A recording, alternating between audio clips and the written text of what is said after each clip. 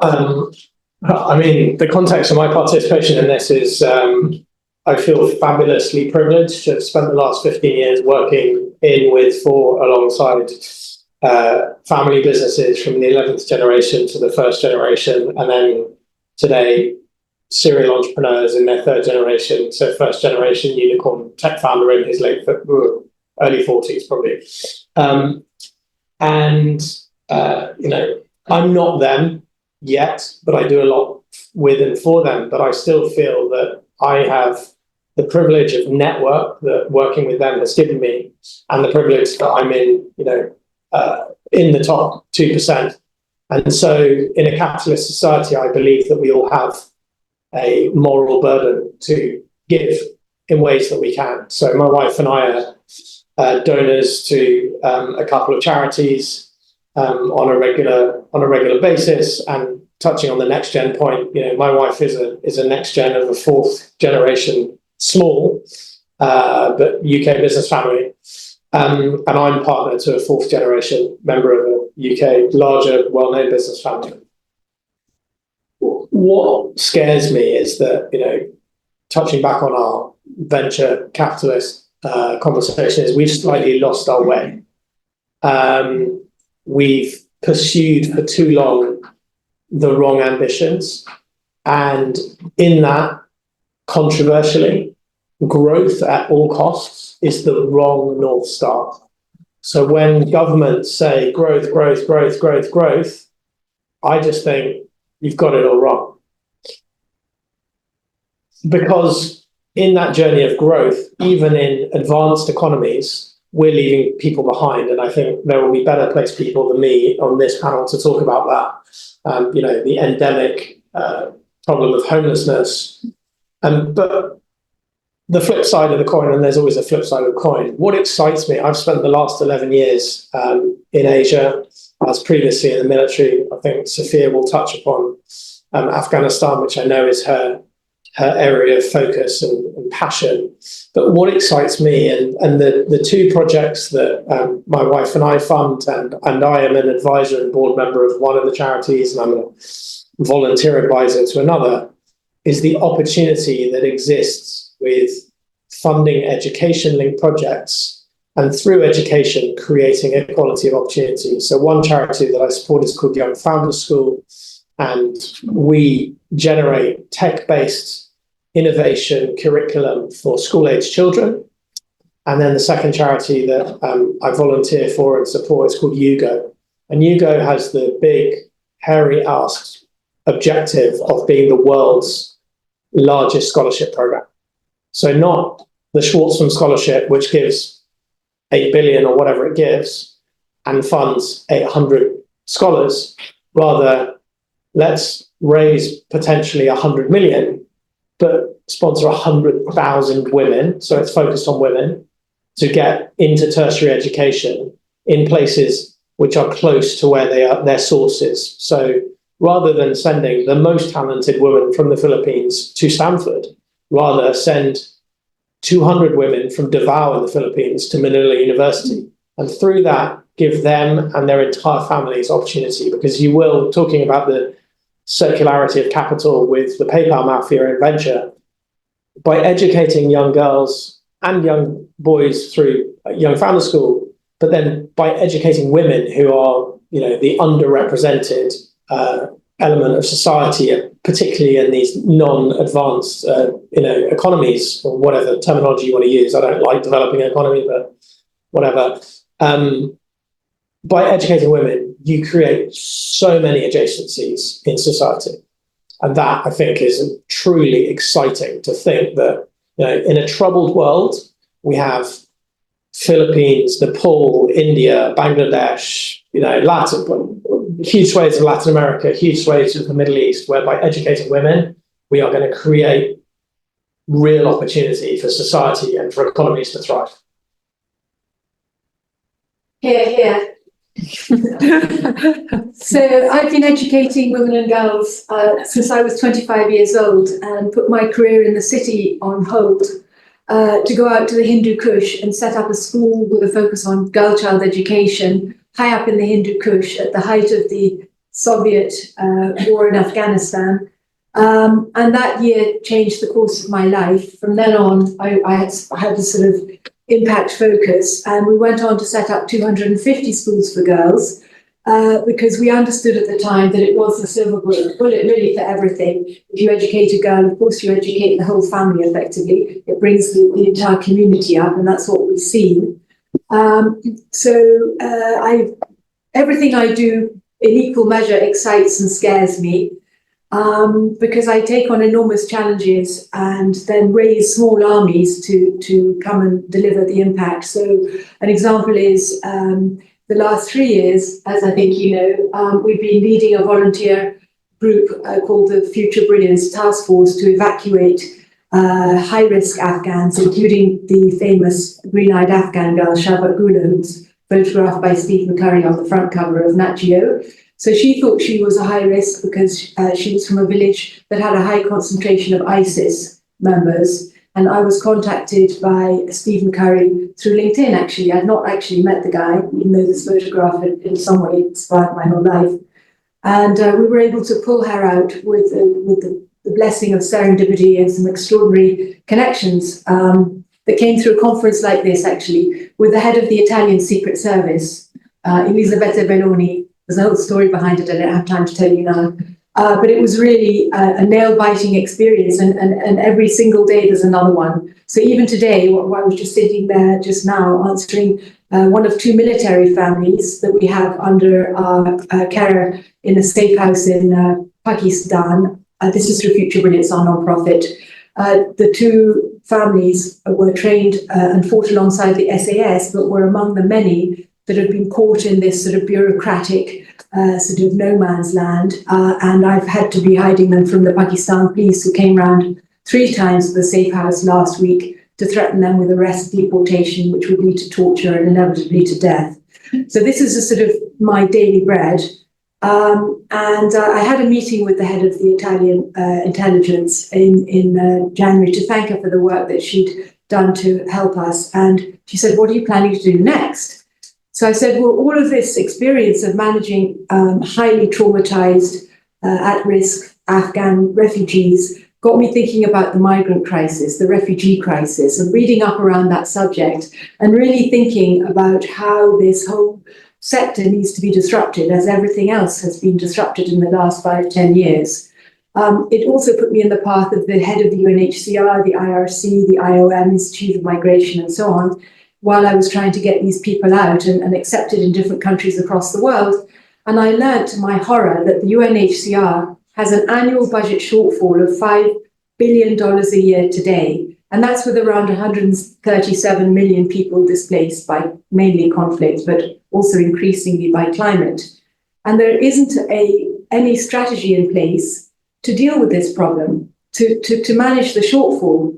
So I suggested to them that perhaps if we could help them build bridges to Silicon Valley, to innovation hubs and so on, that many of the services that they're providing, the essential services like education, like health, mental health for that matter, services, access to finance, the ability to upskill and participate in the global economy, to find jobs in the developed north, where we have huge skills shortages, as we were learning earlier in the tech world.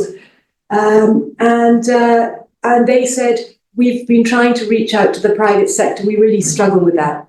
So anyway, this became the basis of a new idea, which is to launch a venture capital fund that is targeting climate and the climate migrant crisis in the countries which are the barrier countries to the Southeast Mediterranean. So the countries where they're suffering from a combination of global warming that's causing desertification and therefore internally displaced people, farmers who are piling up in favelas on the outskirts of Marrakesh and Casablanca, Rabat, and so on in Morocco, and to enable these already quite fragile or emerging economies to better manage these vast quantities of people who are already there, pushing their way into rubber dinghies and then paddling to Lampedusa in southern Italy and Malta and elsewhere, or who are on their way. Obviously, there's an enormous amount of crisis-related migrants. I need to stop. Sorry, I'll just wrap it up quickly. I don't want you to stop, but I just mindful. We want to go in I think we'll go into more detail in the breakout. Okay, sorry.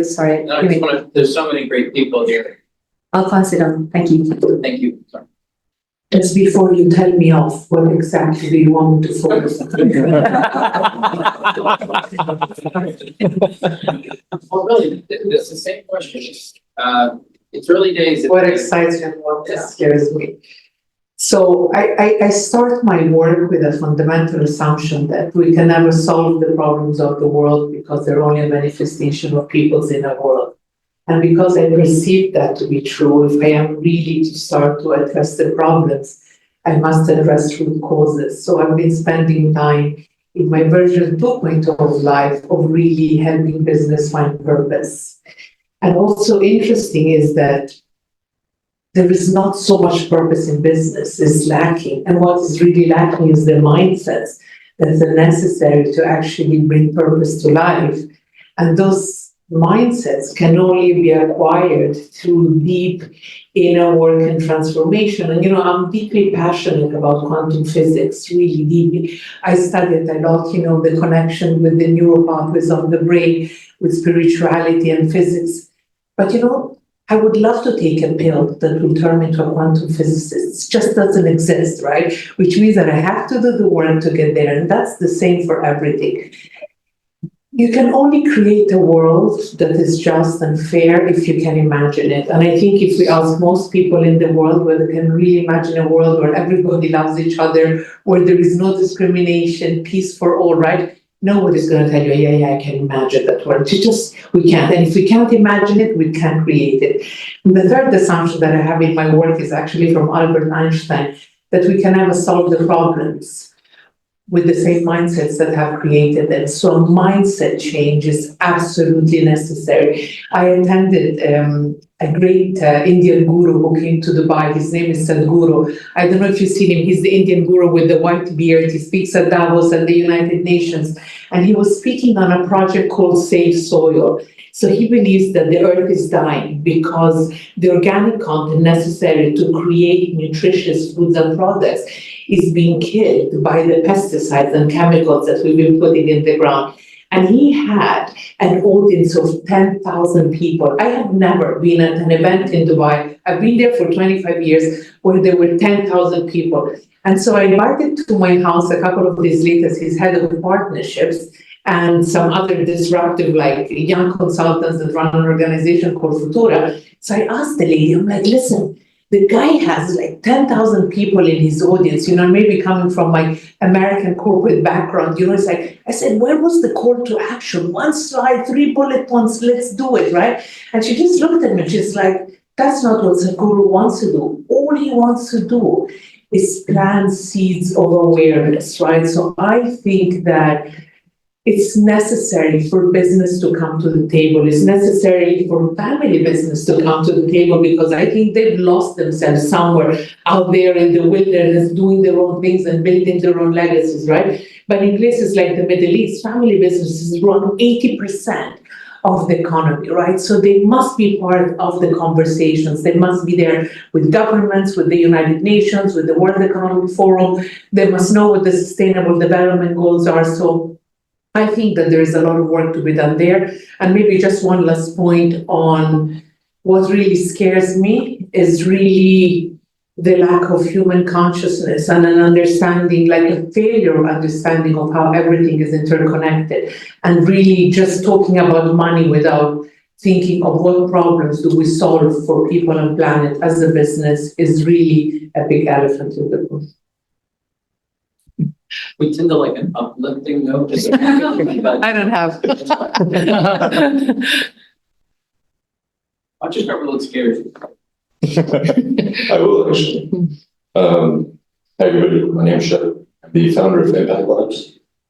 Just quick overview of what we do is we work with nonprofits to collect data on their outcomes, and then we help donors and philanthropists use that data to model, what's the best allocation of their resources and track exactly where their money is going, who it's helping, what outcomes are actually being generated.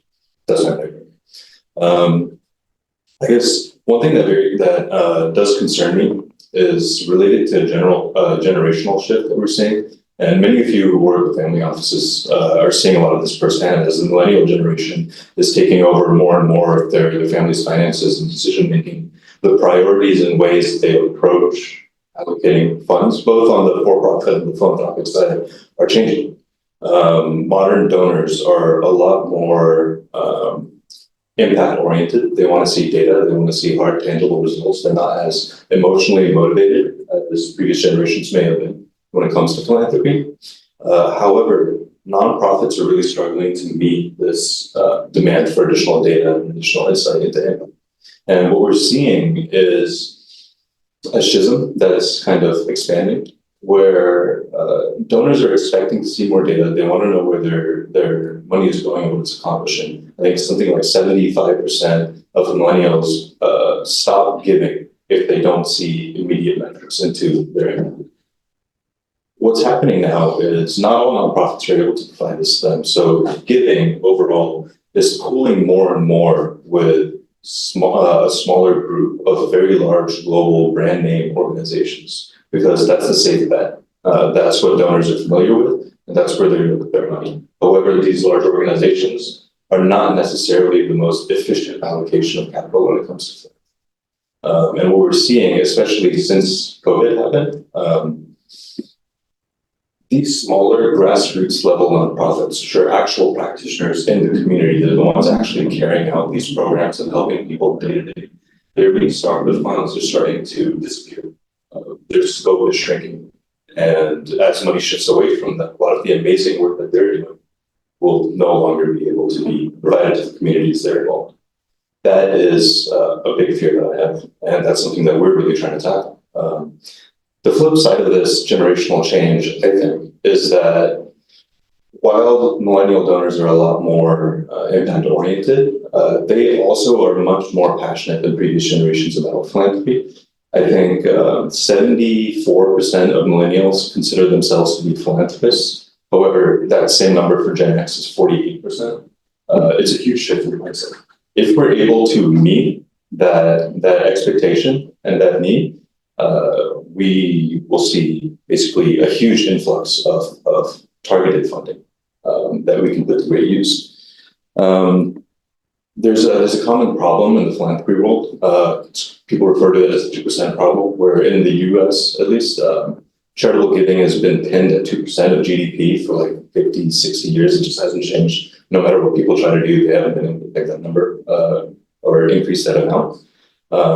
We believe that if we're able to meet this impact goal and allow people to be a lot more intelligent with their philanthropic strategy, we'll be able to finally see that number go up because people will participate a lot more in philanthropy. An interesting number to think about here is, so in my previous occupation, we did a lot of consulting with Fortune 100, 200 companies on operations side. Donor retention for nonprofits, just as a stat, is roughly around 40%. It's not great. A good SaaS company will have over double that when it comes to retention.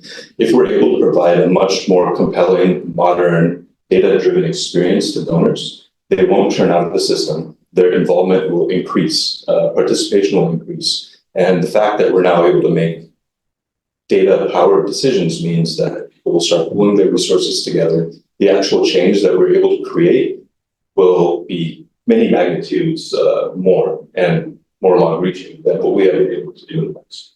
So, flip sides. Hi there.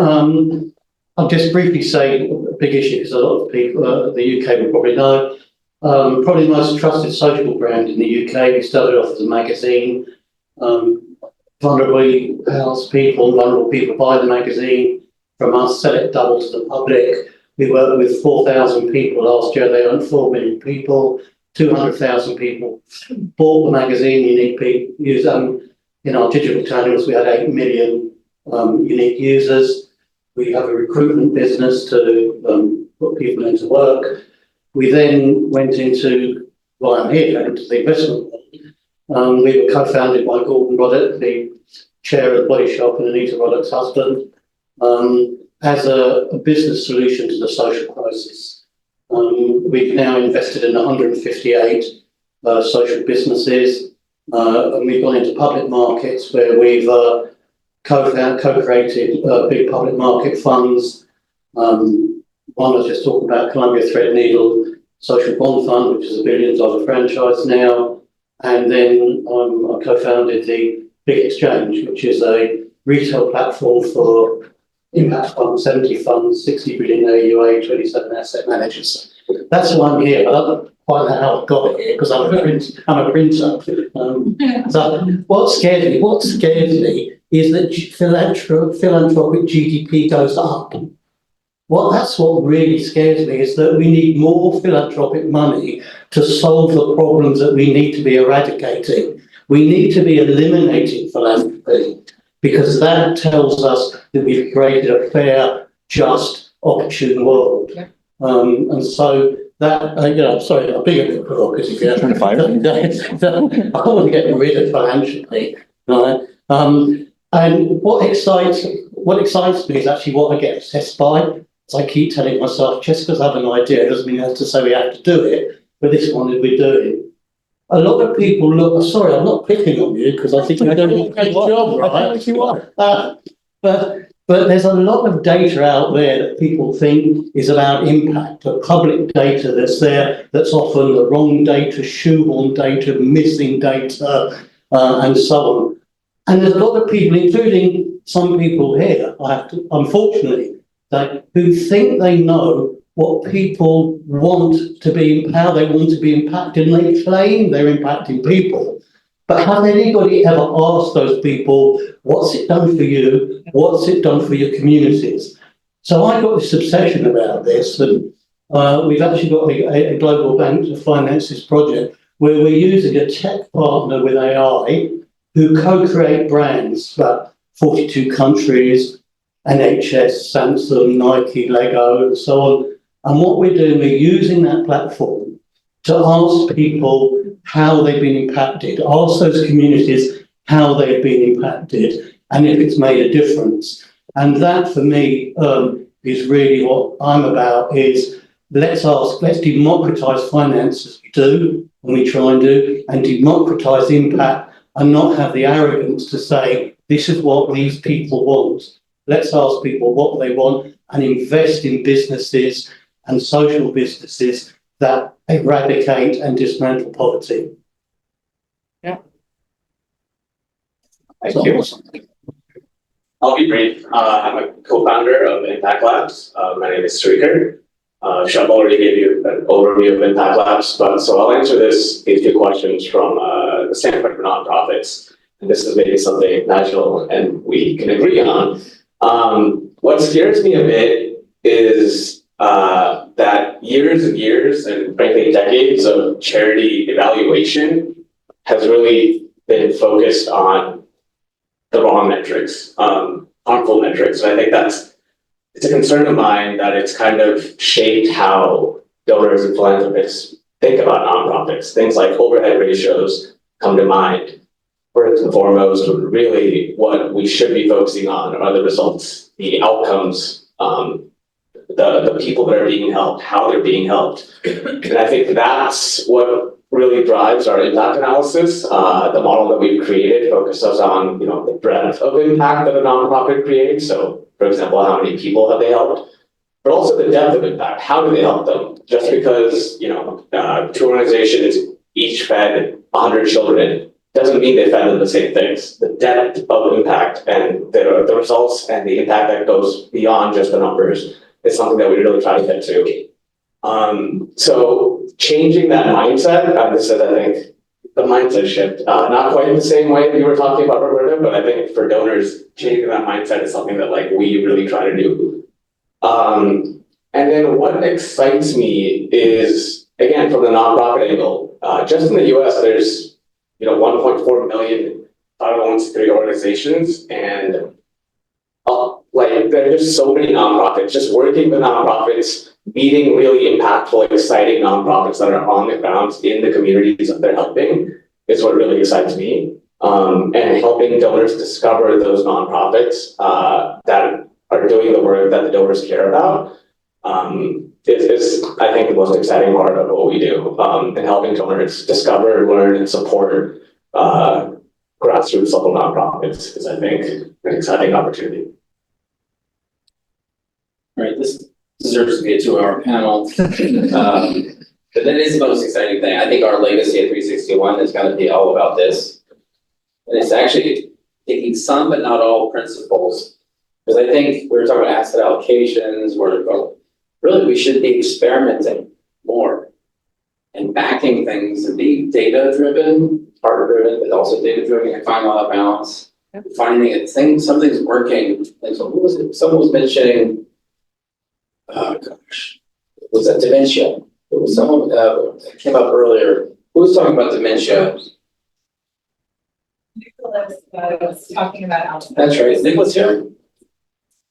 So, but the idea is that if you can solve that, wherever you're from the UK angle, there's so many families that have aligned with that. They might have insights, and we need to bring them all in the AI, of course, but it's still like human centric and driven, and that's what I really want us all. That's why every time we have a conference, we have this panel. My struggle, my challenge, our challenge. So we don't have a revenue model. Like when we raise money for funds and capital, we got that. But that's what sort of like what you're doing. You have a revenue piece to it, but some things there's a gap to be filled, and we just need to find that balance of all the data, connecting people that could be, that we always say optimizing even your strategy as well as the resource that you're putting into this together, whether it's cancer, which is again, someone was saying the UK Vishal, like pharma. It's like the iPhone. It was like an iPhone 25 ready to go, right? But they release it slowly.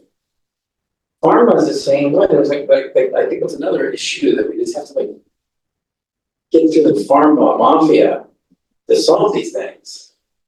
There's a way that we can do better. What did you say? I said it might be idiot. They might be in here. Careful what you say. Well, Mark, I'm okay with that. And you want to speak to this? Mark, can I just make a comment on? Yeah. I wish I had 2 mics. Yeah, One second. So you're closer. Sorry to whoever wanted to speak, but just on the comment about you don't have a revenue model. I believe everyone has a moral imperative to give, right? If you can give, and by dint of the fact that you got yourself here to Mayfair today, whether or not you work for a family office, whether you earn £25,000 or you earn £2.5 million or you earn £25 million a year, you can give something, right? Whether that's buying a copy of The Big Issue and making a Big Issue seller's day. I don't know how much it costs these days, £2.50, £3, £4, okay, £4, right? But to your point about a revenue model, I give not to receive. I give my time to these charities not to receive, but I receive of all the work I do, it gives me the most, it fills my cup the most. It doesn't generate any capital for me transactionally, but I tell you what, if 361 found out a way to partner with some charities and raise some money, or just do with Young Founders School, right? In March, the founder of it, who's a great friend of mine who works for an Indian billionaire, came to me and he said, look, here's my side project. 10 years ago, I came up with this charity. Credit Suisse were our corporate sponsor. Credit Suisse don't exist anymore.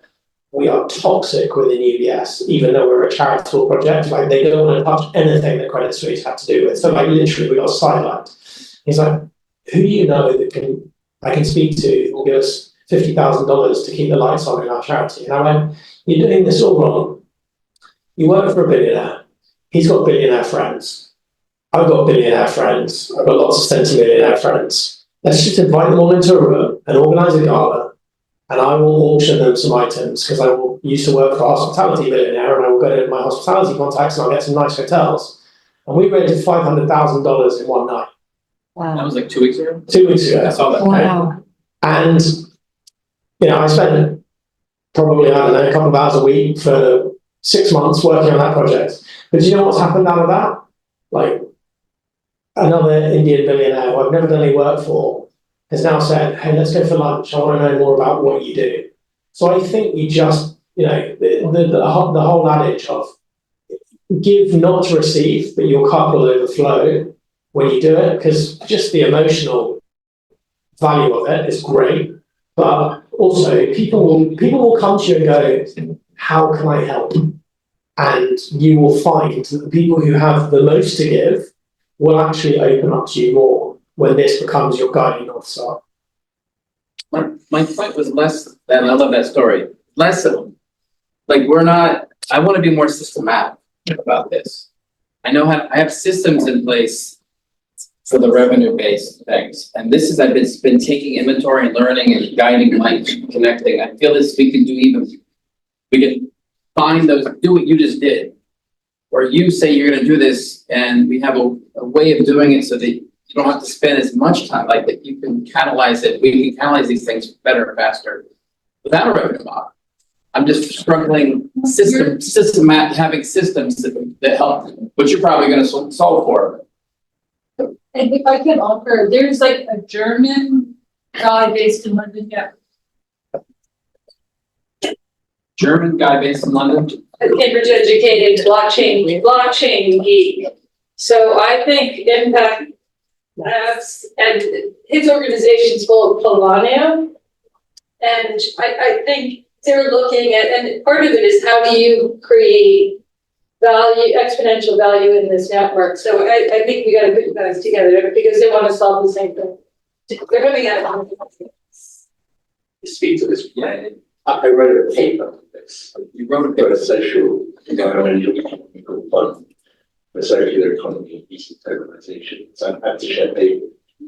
And that was about bringing back the revenue model for all the portfolio companies that we invested into, and taking a revenue slice from this fund and feeding back into the fund. And if they don't deliver the impact measure, then there's a penalty mechanism.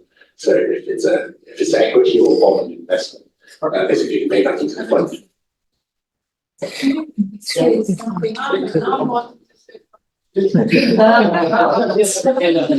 be right back.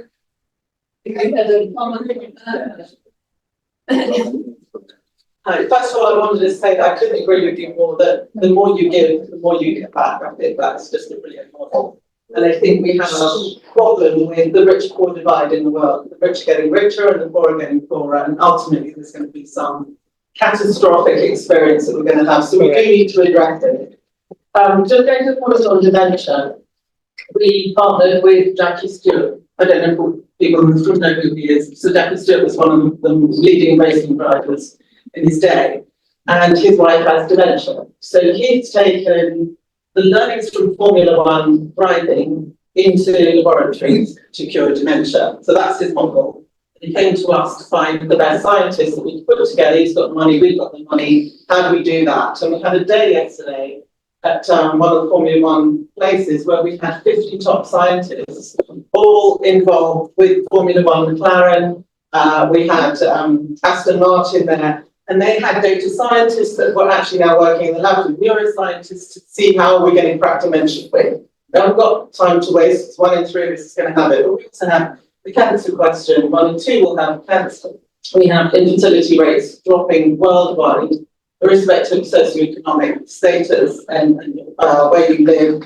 And every woman's going to go through menopause zero research. These are all areas that impact all of our lives. We have lots of family offices come to us. We don't have any of it, of course. We just pick the best. We have outcome models to measure impact of investment. But that's a model that can be done not only what we do, we also look at education, we look at homelessness, and we take the same approach to excellence into all of those areas. And I think everybody who can give has a moral imperative to give. Whatever the sector is, find someone who does it really well, who's the best in class. Just like you look at asset class, find the best people doing that and give, because it's a really important thing to do right now, and we've got time to waste. Perfect.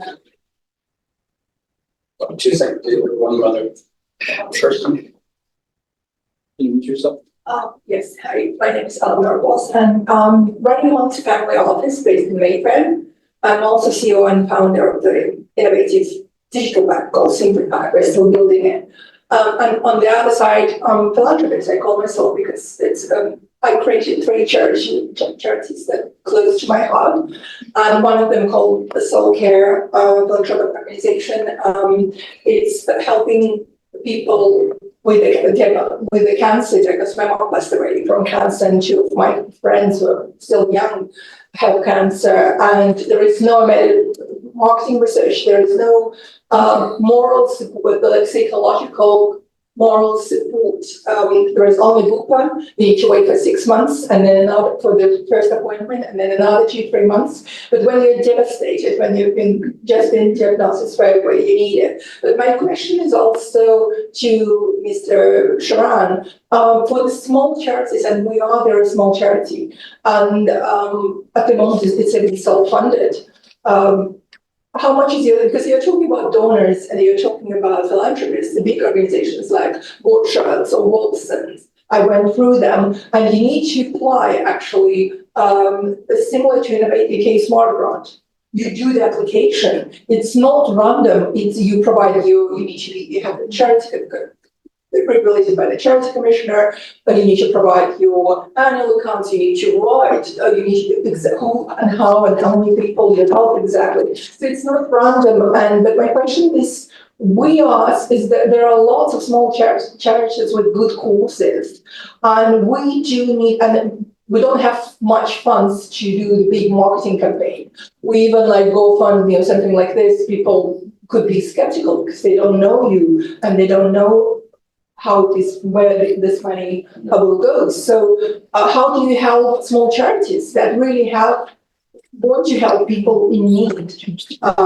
So yeah, it would be good to know. Roberta wants to touch on.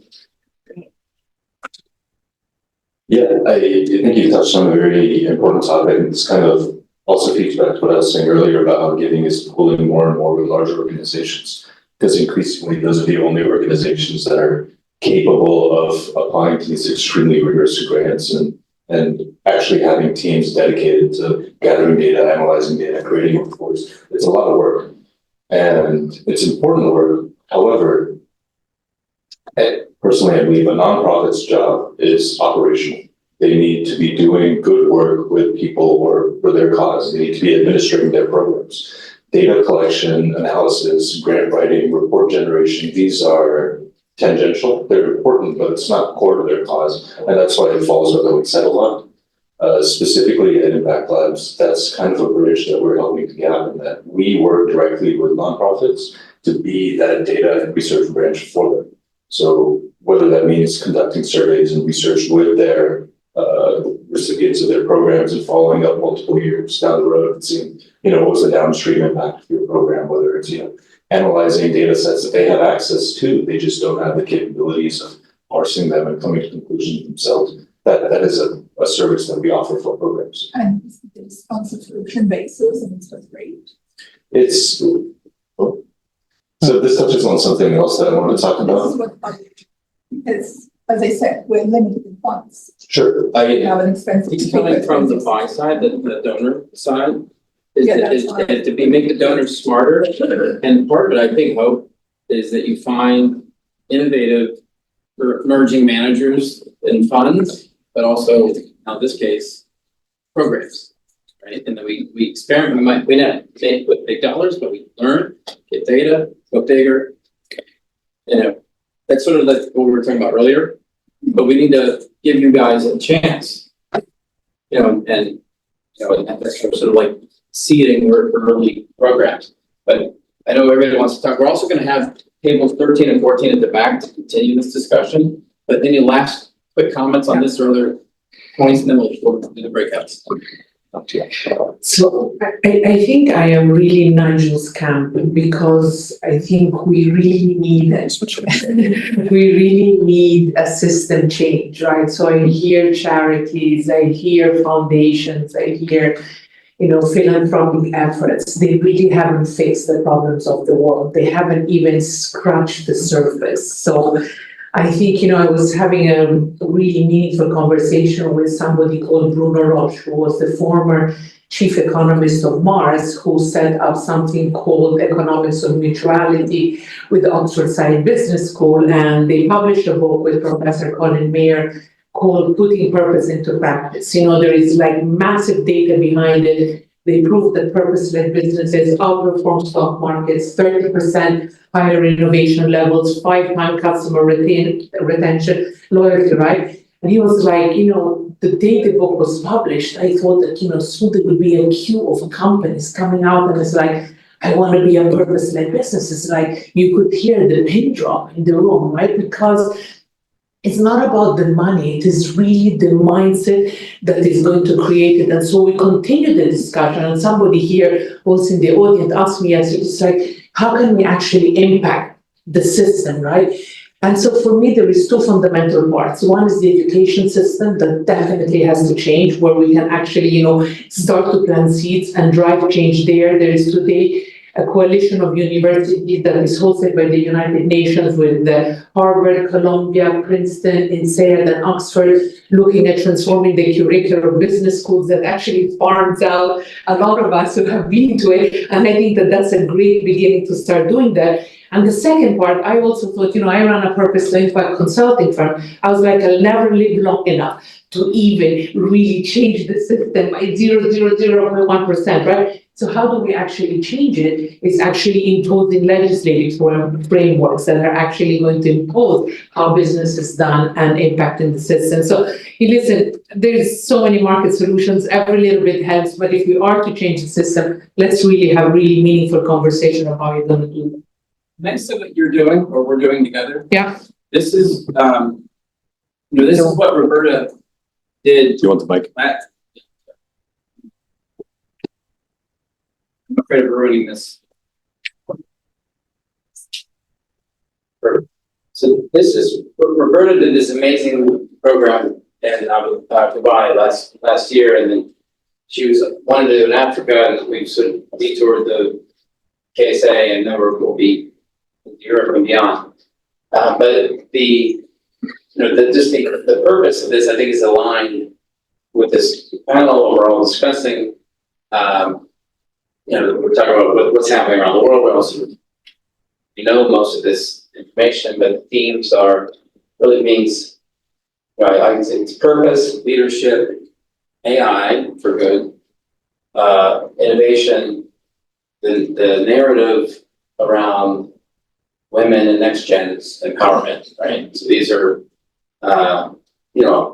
things that I think, the crosswinds of ESG and all that, it is what it is, but we all can make a difference. We find our common goals together. And Todd's come in to be a coach and everything Joe said, as well. Spent a lot of time in Saudi. There was Bruno Roche that you mentioned, and others that have so much to give. And we're adding a fifth layer in fintech, agritech, desert tech, AI, energy tech, roundtables. It's good. I think it's I should have shown this earlier. Just dawned on me as you're speaking. This is really, you're living your purpose, and this is sort of like what I want to do is just partner with more people like Roberta. And I think, Mark, is worth mentioning that the focus of this event is actually. So the focus of this event is bringing to Saudi 200 of the top leading global family businesses to meet Saudi family businesses and really start the conversations, build relationships, support the sustainable development of the region, Vision Saudi 2030, but really also looking at how there can be cross-pollination of funds, from Saudi going out into the world and from the world coming back into Saudi on disruptive innovation that is taking place. Because like I mentioned before, family businesses have a great legacy to build and a great voice actually to be heard. They just have not been at the table so far. Just a couple of quick things. 1992, we invited a mad professor over from Bangladesh to talk about ideas he had. Michael Beck. And he thought we were a kind of pop magazine just about to go bust. And his name was Mohammed Yunus. Yeah. And we had discussions for years and years and years where he used to say there are only two things. There is business and there is charity. And then when we started to talk, and one of my chairs is on his board now and so on, is when he started to look at what social business looked like, and you got Grameen Power employing, Bangladeshi men to put in power. When you looked at Bangladesh's telecoms and the employment of what it did, and so on, it was a different model. And we've launched this fund. I'm not asking anybody to pitch in for this, but it's about how you invest in diverse-led businesses. The first one we did was a neurodiverse recruitment business. So it was music to my eyes, my ears. Super smart. Yeah, it is. I'm neurodiverse, but I might probably unemployable, but there are 10,000 people that aren't. And that for me is saying that how philanthropists can say, well, look, if I'm prepared to risk to lose all my money, why not have a punt in some things like this? Because there's leverage in it and there's return in it, and you just go on, you do more and you more. It's not the only way, but it really would say is let's because people think if there's my philanthropy, there's how I make my money or my money's being made, and the two don't meet. And we've got to find that middle ground. I called it the 6:30 club, where people work from 7 to 7 making their money, and at 7 o'clock they write a check or do their philanthropy. I'm not knocking it. I want people at 6:30 when you've got their money, their experience, their knowledge, and their heart together. And that's how I think we'll be able to dismantle poverty. And that's a purpose-led business. Let's call it the 5:30 club. All right. Well, I did say that because, can I just say, when I did that once, somebody from Goldman Sachs got up and said, yeah, but we work till 9:30. Only then. Can I have last comment, because I want to do the breakouts. I mean, perhaps as a sort of closing thought on this topic, and interesting you involved in neurodiverse, and when I talked about educating women, but I also back up disability inclusion incubator, and have done stuff with dementia. I think, to your question about how you get started with small charity, it's like you've got to treat charity like business. Mohammed Yunus said there's charity and business. Well, I think you've got to start like treating charity like business. Right? We're all here today because we wanted to connect with other humans. Mark does a lot of his stuff on Zoom. I've been talking to him on Zoom for 4 years. It's the first time we met in person, because last time he came to Singapore, I was ill. We're here because we want to connect with other humans.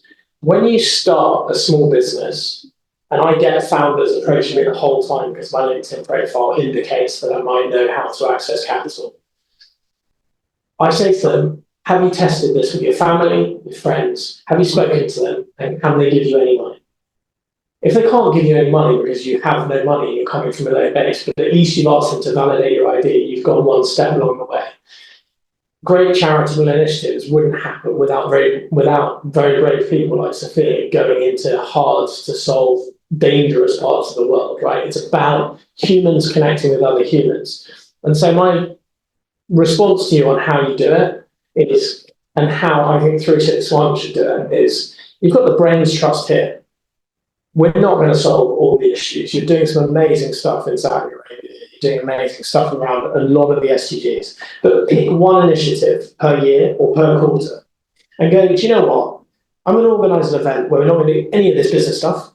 We're just going to do a fundraiser, and we're going to have a really nice dinner, and we're going to let people chat for 3 hours. And we're going to get the Brains Trust in this room to invite their richest friends. And then we're going to get the Brains Trust to do what I did for Young Founder School. We're going to. I just found my co-host. Yeah, I'll happily do it. I'll auction for you, because I auctioned 11 items and raised 150 grand, and I got 9 of the 11 items. I'm very happy doing it. So it's quite a lot of work. But do you know what? It's so rewarding doing it. Let's do it. But also people want to come. Like everyone in this room is 3 degrees of separation, if not less, away from a billionaire. Okay? Can you imagine if the 50 or so people in this room filled a room with 250 people, because you all invited 5 people, and in that room you had 25 billionaires, and either overtly or privately they gave 25 grand each. you've created a fabulous impact. And maybe the start could be back a small charity and then go for a bigger charity. Ask how to do it. I know exactly how to do it. My question was about the software. What is it for We can discuss that. for the charity? Yeah. And as I mentioned, I've got 3 charities, and my Simplify Bank is connected with another one, Wildlife and Planet Ecosystem Engineering. What we need is like It's there's not like, just about raising, you need to implement, you need to then do with this money, you need to but do. it goes to Rob's point, we all need to like do our diligence. And once we've figured out what we want to do, then we go at it. So can I give you another idea for an event? Let me just give you an idea for an event. I did this. This is Go on. 3 minutes.